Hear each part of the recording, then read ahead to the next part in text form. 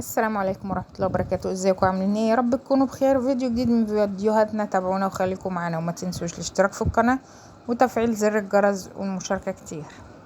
انا النهاردة بقى ايه، حبيت ابتدي الفيديو معاكم بروتين كده، ايه يعني هنعتبره سريع بسرعة كده. انتوا طبعا عارفين الوقت بقى ضيق ومش فاضيين، يعني عشان دروس بقى ومدارس خلاص ابتدت. كل سنة وانتوا طيبين. هنبتدي مع بعض كده فيديو سريع وخليكم معانا، وارجع اقول لكم ما تنسوش الاشتراك في القناه وتفعيل زر الجرس والمشاركه كتير. بصوا بقى، انا النهارده ابتديت قلت بقى ايه، ابتدي بقى بالتلاجة. انتوا عارفين كده الدنيا خلاص بقى، الجو هيبتدي يسقع والدنيا خلاص يعني ايه هتشتي. فاحنا ايه يعني الجو هيبقى ساقع، مش شتا نطره كده، كله عند الله خير. بصوا بقى، انا قلت بقى ابتدي بقى النهارده ايه، امسك التلاجة واعمل وراها وكده، بحس ان ايه يعني اكيد هيجي علينا في الشتاء وقت الساعة مش قادرين نعمل حاجة ولا كده، تقعد معانا فترة برضو تبقى نضيفة. وكمان احنا مش هنبقى فاضيين طبعا، دروس ومدارس ومفيش وقت ومفيش فضا. فاحنا بقى ايه قلنا كده ايه نبتدي، طبعا زي اي حد كده ببيته بيحاول يبتدي بالحاجات المهمة طبعا، زي التلاجة والبوتاجاز والحاجات دي. انا ابتديت النهاردة بالتلاجة، قلت بقى ايه كده اصلا الفريزر فاضي والدنيا ايه يعني سهلة، بس انا عندي مشكلة فيها ان هي بالكهرب.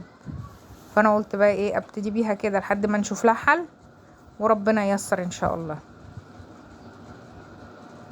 قلت بقى امسكها كده اديها غسلة تمام كلها كده على بعضيها وتخيرها واعمل وراها وكده ونشوف بقى هنعمل ايه. اهو هنا بقى ايه بقول لكم تعالوا. كنت ابتديت بقى جبت ميه بقى بايه، بصابون بالليفه بتاعه المواعين دي، بس عشان انا ايه الليفه بسلكه والصابون وكده، انا جهزت الميه وكده. ايه بقول لكم يلا خلي بالكم يا جماعه، انا اللي بصور لوحدي وانا اللي بعمل كل حاجه لوحدي، فايه يعني ما تدقوش بقى على حاجه، معلش بقى. انا اللي قايمه بقى بكل حاجه لوحدي، غير في اللي بيصوروا وبيعملوا لقطات حلوه وكده. انا الحمد لله انا اللي ماشيه في كل حاجه لوحدي. وايه المهم بس ايه تشجعوني وكده، وربنا ايه ييسر الحال للجميع يا رب.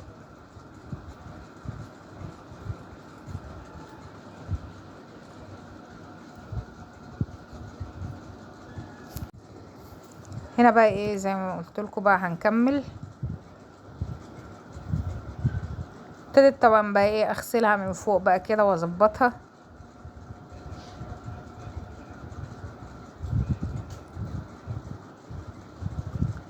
هبتدي بقى ايه امسك من فوق كده وفي الجنب وكله كده. نبتدي بقى ايه نمسكها كده من فوق بقى حتة كده ونغسلها كويس كده اهو.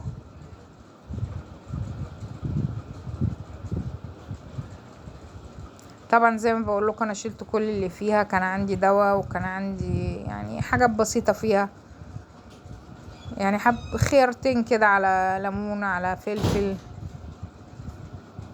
وكان عندي العلاج بتاع ابني بتاع نزيف بتاع مناخيره ودواء حساسية يعني ما فيهاش حاجات كتير عشان يعني تبقى متوسخة قوي. كل اللي كان نازل تحت ده كان ميه من الفريزر.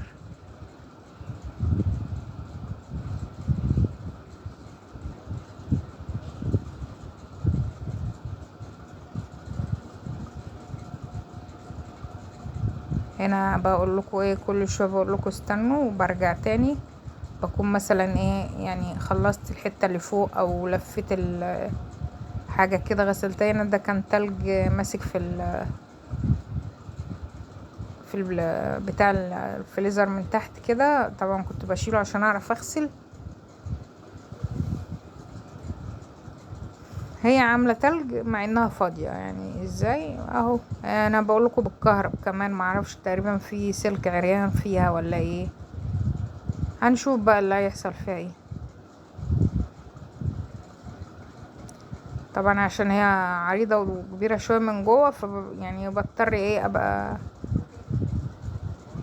يعني مدخلة ايدي فيها كده شوية عشان ايه اعرف اجيبها من جوه.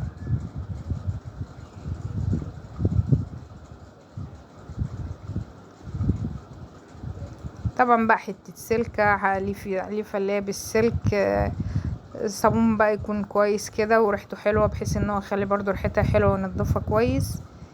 وبعد ما تخلصي كده منديل وفيه حبة خل او فوطة فيها حبة خل، وتمشيها كده على التلاجة كلها، هتبقى معاكي زي الفل برضو، بقت ريحتها حلوة. وممكن بقى زي ما كنا بنعمل زمان كده فحمة ونحطها فيها برضو، لو فيها ريحة ولا حاجة هتشد الريحة اللي فيها. بص انا بحب بقى اغسلها كده بالصابون كده وافضل بقى احس بالرغوة بتاعتها عشان اعرف ان هي نطفت. زي ما انتوا عارفين ان انا احب الحاجة كده لما تتغسل يعني تبقى مرغية وتبقى كتير كده قدام، تحسي بقى ان في نظافة فعلا وفي ريحة حلوة.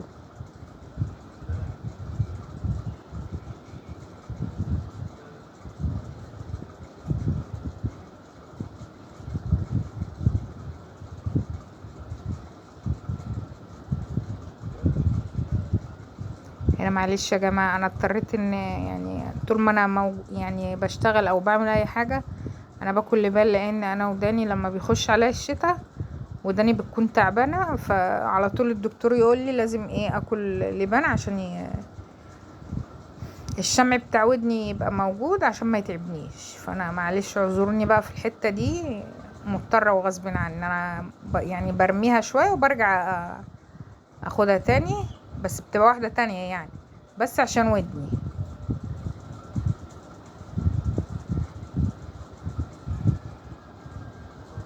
يعني كل شويه ببص على التليفون بشوفه شغال ولا لا، لان فصوله حلوه.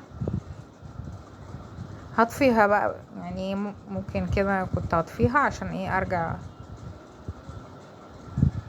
لا لسه، مش المره دي تقريبا، لسه هاخدها من فوق شويه وبعدين لما اجي اعمل من تحت هفصل معاكم. خلاص هنا هفصلها بس شويه، هخلصها من تحت وبعدين ارجع لكم. هنا بقى هعمل باب من بره، كنت خلاص خلصتها من جوه.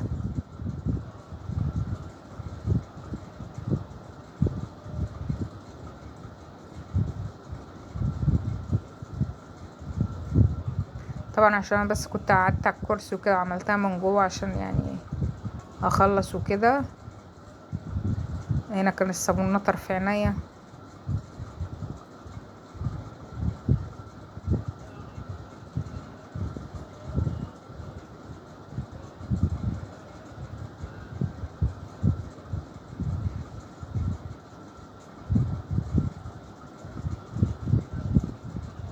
ما تنسوش يا جماعه زي ما قلت لكم، دعمونا بلايكاتكم وكومنتاتكم الحلوه، كومنتات الحلوه بس، وال قلنا لايكاتكم وكومنتات والمشاركه وخليكم معانا.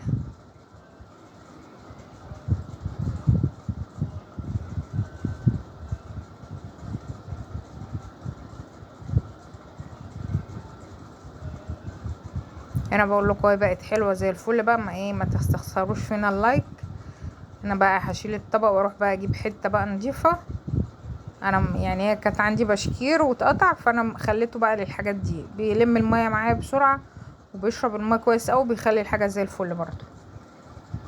فانا قلت بقى اقابله، ولما معايا الميه بصراحه على طول بقى من غير دلق ميه ولا حاجه، وخلاها بقى معايا زي الفل اهي، تقيل كده هو وبيشرب الميه بسرعه، حلو قوي.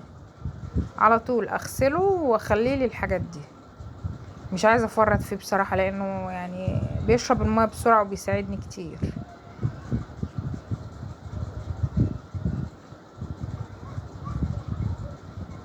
هنا كانت ايديا الشمال دي صباعي الجلط، فعشان كده كنت رافعه، كان كل شويه عمال يوجعني. يلا عادي عادي، اصابه عمل لازم.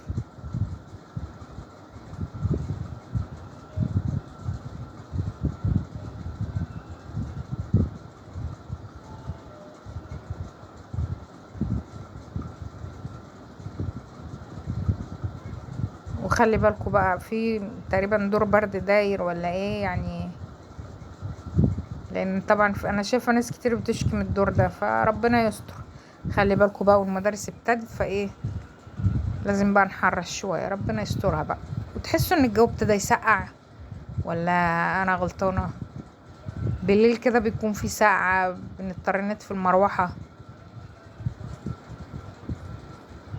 صح ولا غلط ولا ايه؟ ولا اللي معاه من مصر هنا بقى يقول لي فعلا الجو حاسين ان هو سقع شويه ولا ايه؟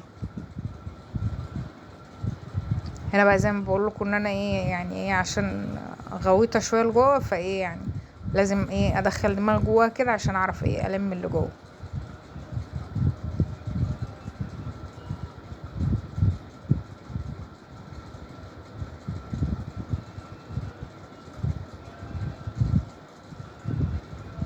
ابتديتوا برضو دروس ولا ايه؟ كله بقى من اول الشهر عشان احنا اول الشهر يبتدي كده اول الشهر،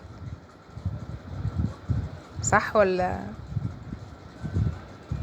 يلا بقى خلينا في الفيديو بتاعنا النهارده. بصوا بقى انا مسكت الباب بقى بتاعها وروقتها كلها، هي خليتها زي الفل والله العظيم، بقت ريحتها وشكلها فل كده منوره.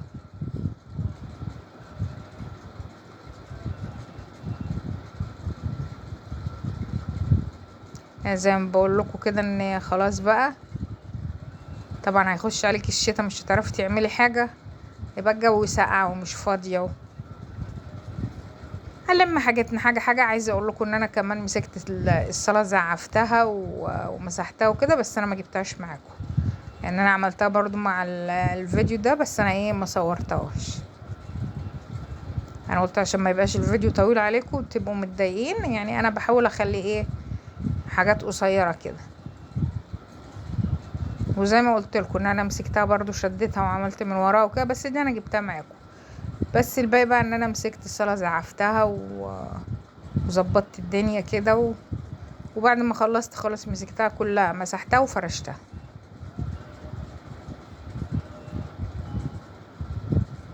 يعني العمايل ما بتخلص، وكل شويه طبعا بنعمل وكل شويه هنعمل، وربنا يدينا الصحه كده ويقوينا ونفضل دايما كده نخدمهم كده برموش عينينا لحد ما نشوفهم في احسن حال، وربنا بقى ايه يقف معانا كده في كل حاجه يا رب.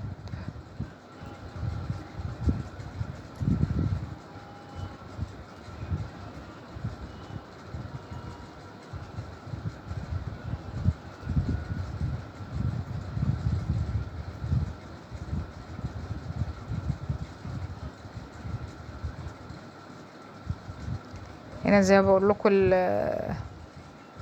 الفوطه دي بتلم معايا بسرعه وبتنشف بسرعه، فايه انا كل شويه ابص لان ساعات التليفون بيتطفي. هنا الباب كان يتفتح وانا مش حابه يتفتح بصراحه.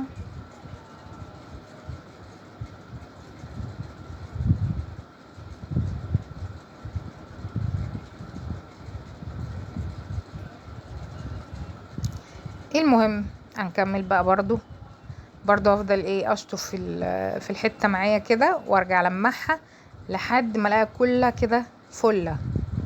زي ما بقول لكم انا اللي بصور لوحدي، تحملوني بقى معلش، وربنا يجازينا ويجازيكم خير ان شاء الله، ولكم بالمثل لكم بالمثل ان شاء الله كل خير.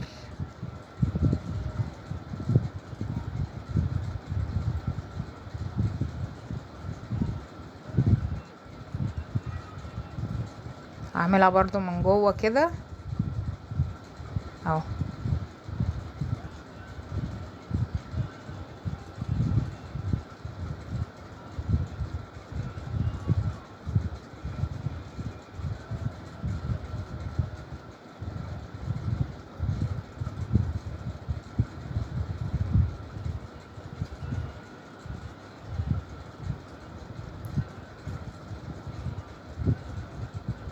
عايزه اقولك بقى ان انت لو كل يوم خدتي حاجه واحده حتى يعني مش هتحسي بيها، وبرضو تتشال من على دماغك كده وتبقي رايقه، صح ولا لا؟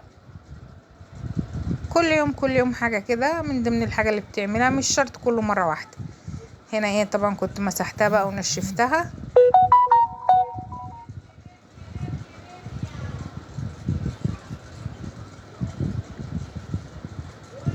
اهو. ابتدي بقى اتاخرها بقى واعمل وراها، بس عايزه اقول لكم ان هي كانت تقيله مع ان هي فاضيه، بس هي نفسها تقيله. هزقها بقى ايه بالراحه كده هنا بقى ايه، كنت زقيتها بقى وعملت وراها ماشي وخلصتها بقى كده اهو. هرجع بقى اردها. بصوا طبعا بعد ما ايه بقت كل ميه. هنا بقى بقول لكم خلاص بقى خلصنا وخلصنا اللي قلت لكم عليه وزعفت حتى الحيطه باينه قدامك. ده بقى كان الفيديو بتاعنا النهارده بقى. ما تنسوش تشتركوا معانا واللايكات كتير ومشاركه كتير.